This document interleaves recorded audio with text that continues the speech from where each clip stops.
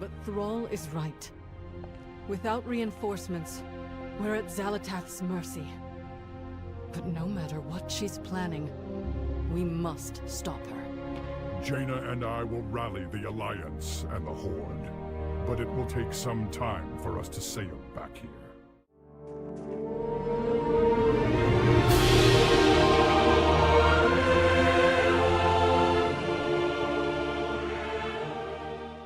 Greetings and salutations, everyone. Well, we were given a story some time ago on a story that took place right after Thrall and Jaina left to gather reinforcements against Xal'atath amongst the Horde and the Alliance forces. Something I truly wasn't expecting to be an occurrence remotely. I simply thought they'd poof right into their cities and call for reinforcements and then just sail right back. But oh no! And it's far more juicier than that. I've been meaning to talk about this story in particular for quite some time, and it seems you all even agreed with me when I pondered such a pondering on the Twitter. I do recommend that you read this, or you hear it for yourself from Mr. Metzen, who says it lovingly, as I mostly just want to touch on the parts that stood out to me and seemed vital for the story as a whole. Basically just stuff that I want to talk about, or to just summarize, really. So, without further delay, let's get right into it. Our story of Heartlands, no, not that Heartlands, begins in Borealis of all places. The Horde Council members and leaders of the Alliance are ever present within the Koltiran capital, as they make preparations on just how exactly to coordinate an assault on the Isle of Dorn against Xal'atath's Nerubian forces beneath it. It is through Marran Trollbane's own recommendations that they find these reinforcements in the Arathi Highlands, a once contested location for each side but is now meant to be a place for both sides to reside in. It is a place of both reverence for both sides, as the Highlands were where the human kingdom of Strom rose and gave power to the many human nations after, while the Orcs saw it more as the last resting place of their war chief Oghrim Doomhammer, who was brought low there, hence the name Hammerfall, where he fell. Armies of the SI-7 and the Kor'kron marched the lands already and would make for the perfect force to aid in the fight that was to come.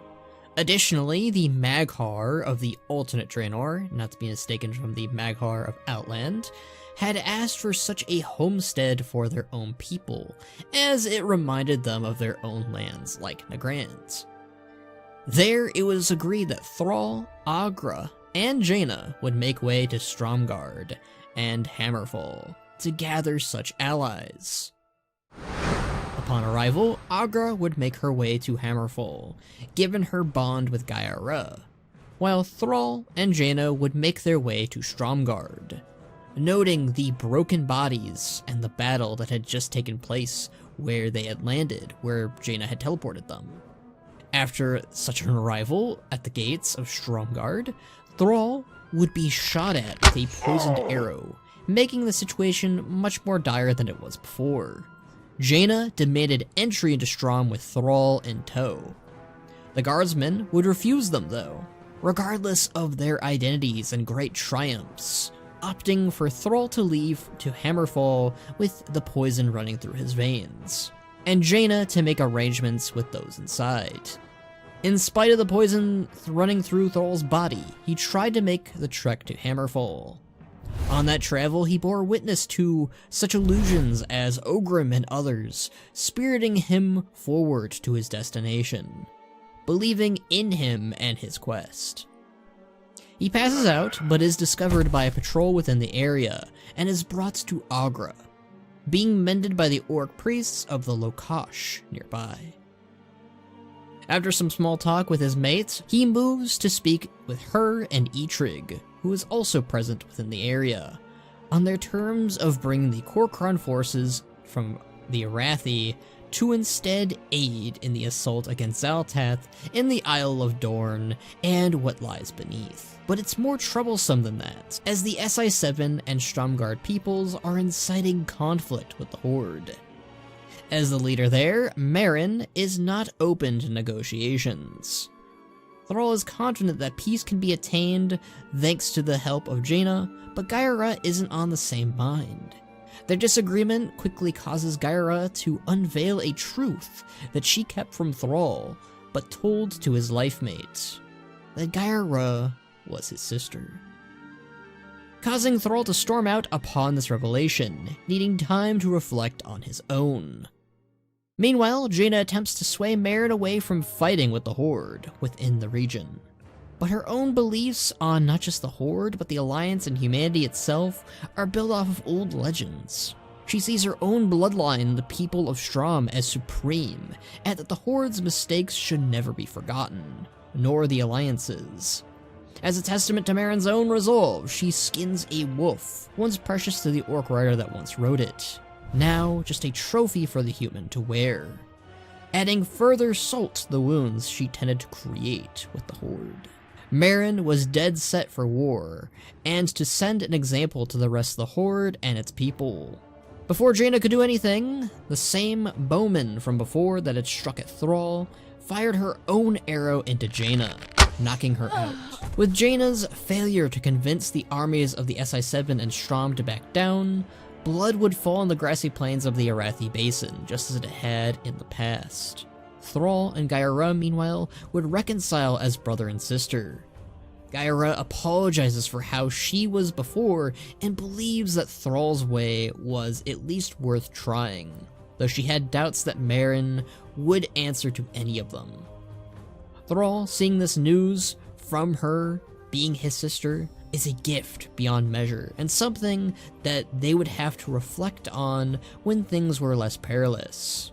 But that would have to wait, for the drums of war would be sounded rather quickly as the Kor'kron made preparations for the battle about to occur with Stromgarde. The peoples of the Horde and the Alliance would clash ahead, Geya'rah leading the charge amongst her Kor'kron and Mag'har soldiers against Marran and her very own, draped in the leathers of a slain wolf from earlier. Jaina, in the meanwhile, would awaken from the poison that was meant to keep her out for a bit longer, but they underestimated the strengths of the Great Archmage, and Jaina would join the battle. While Jaina was not on the side of Marran, this was not something the Horde nor Geya'rah believed, and simply saw Jaina as a turncoat, charging at her with her wolf. Geya'rah would be knocked out, though, into a farm where many of the villagers of Strom had hid inside.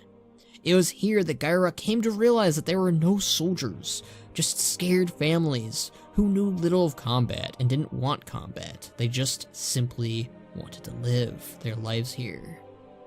There was no honor in slaying any of them, and there was no future if they did. While the Horde would easily win this battle, it would be all for naught. Thrall quickly reunited to his sister's side, making it clear on just how dangerous their battle was about to become. Resolved with this knowledge, Geya'rah and Thrall knew what must be done, and Thrall had a plan. Jaina, meanwhile, had successfully captured and removed Marran from the battle, at this time with her teleportation magics, depriving her of her escort and reinforcements. Jaina intended to keep Marran from causing further harm to the armistice that the two factions had come to cherish. Marran was now at Jaina's mercy, and there was little she could do to stop such a force aimed above her. Geya'rah then arrived, a horn blaring against the winds. There, she called for a ceasefire, announcing to her troops to stop in this ceaseless fighting, and asking the armies of the Alliance to do the same. The army stood frozen, but over time, Geya'rah had her own words to share, stating that both sides would call this land home, and both sides would grow bountiful in it together. But not only that, but that their strengths would be needed, not here against each other, but rather side by side in Khazalgar, against the true threat. The two sides would agree, starting with a knight commander and an orcish general holding out their hands to one another, But peace was not an option for everyone present, as Marran vowed this battle was far from over, and that she would continue to fight, only to be interrupted by her uncle, who had just arrived, successfully brought here by a letter Jaina had sent earlier in case things had gone dire. Hence, they evidently had. Deneth relieved Marran of her duties upon learning of just what she had been up to in his absence, and would have her arrested for her crimes and would be imprisoned. The rest would follow to her supporters and followers. Jaina warned, though, that a spy master and hunter, Xal'atath, who'd successfully weakened and wounded both her and Thrall, was still out there, though. With their armies joint in united purpose, and most of the perpetrators were dealt with, they could at last set sail for Khazad and deal with the true menace of Xal'atath. But these old hatreds that were easily stirred by Marran bothered Thrall greatly.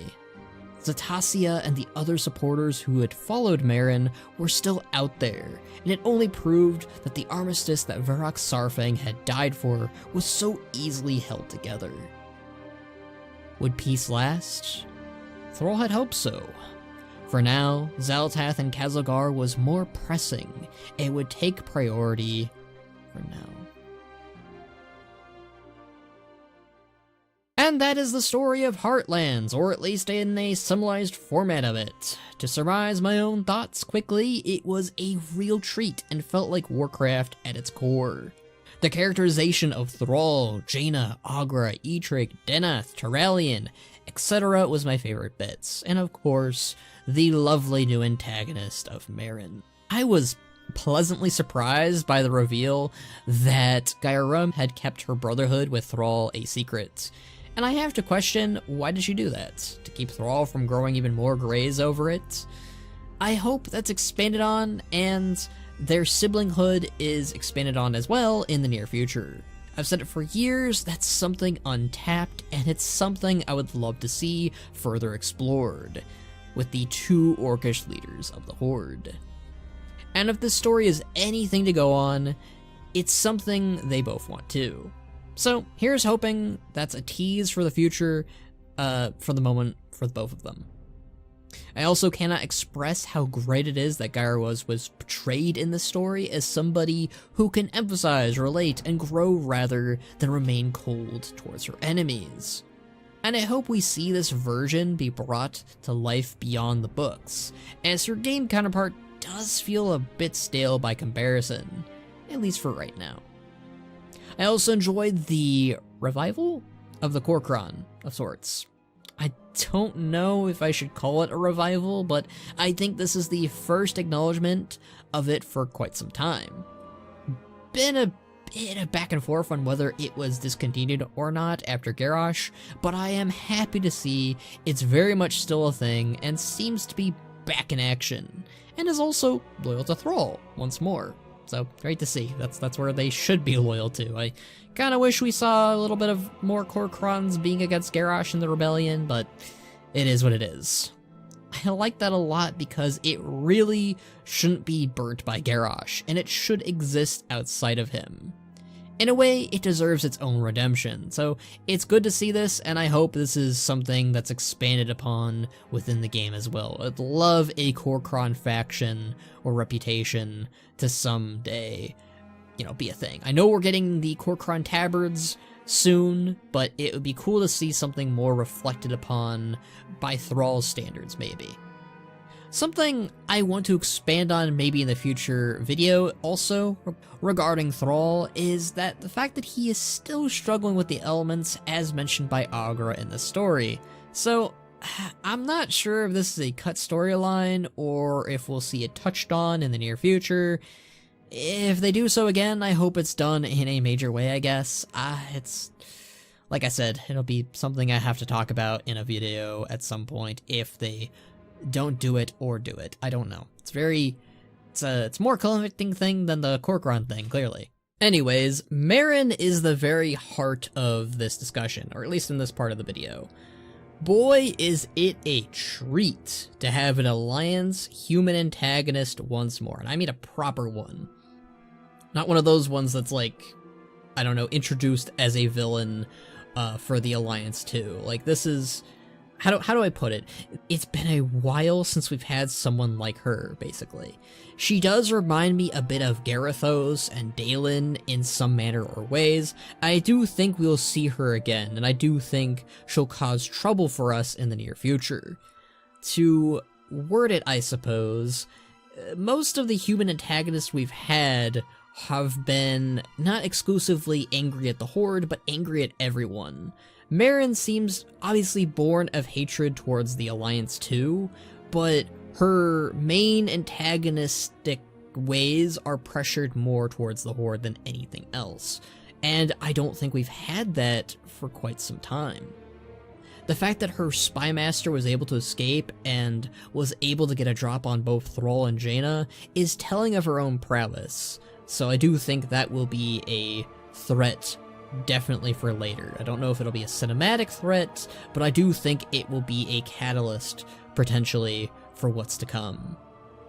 I predict, given her own obsessions with her Arathi bloodline, that we'll see her reach out to the Arathi Empire and form an alliance with them and their emperor, spilling further trouble for us, as we know already that the mainland of the Arathi Empire likely won't view us very favorably compared to the people of Hollowfall, and I think it would be increasingly more interesting to see some form of an Alliance-adjacent character like Marran wanting to bridge old pacts to take out the Horde, but also the Alliance as well.